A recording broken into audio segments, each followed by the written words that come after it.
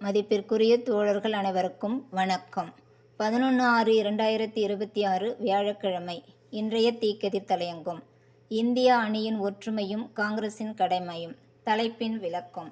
எதேச்சதிகார பாஜக அரசின் மக்கள் விரோத கொள்கைகளையும் தேசத்தின் இறையாண்மையை சிதைக்கும் போக்கையும் வீழ்த்துவதற்காக உருவாக்கப்பட்ட இந்திய அணி சேர்க்கையின் ஒற்றுமையை காக்க வேண்டிய மிக முக்கிய கடமை பிரதான எதிர்க்கட்சியான காங்கிரஸ் கட்சிக்கு உண்டு.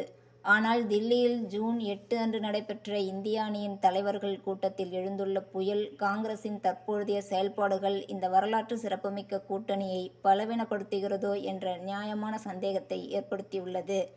குறிப்பாக அண்மையில் நடைபெற்ற கேரள சட்டமன்ற தேர்தலின் போது மார்க்சிஸ்ட் கம்யூனிஸ்ட் கட்சிக்கும் பாஜகவுக்கும் இடையே ரகசிய உடன்பாடு இருப்பதாக ராகுல் காந்தி மற்றும் மல்லிகார்ஜுன கார்கே போன்ற காங்கிரசின் தேசிய தலைவர்கள் அப்பட்டமான அவதூறுகளை பரப்பியது அரசியல் முதிர்ச்சியின்மையின் வெளிப்பாடாகும்.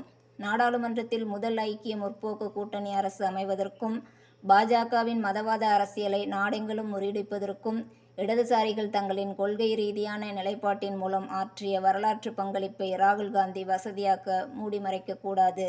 இடதுசாரிகளின் பாஜக எதிர்ப்பு பாரம்பரியத்திற்கு யாரிடமிருந்தும் சான்றிதழ் தேவையில்லை. விழிஞம் துறைமுக ஒப்பந்ததாரராக அதானியை கேரளாவுக்குள் கொண்டு வந்தது காங்கிரஸ் கூட்டணி அரசுதான் என்ற வரலாற்று உண்மையை மறைத்துவிட்டு இடதுசாரிகள் மீது தொடர்ந்து பழி போடுவதும் இந்திய அணியின் நம்பகத்தன்மையை குலைத்துவிடும்.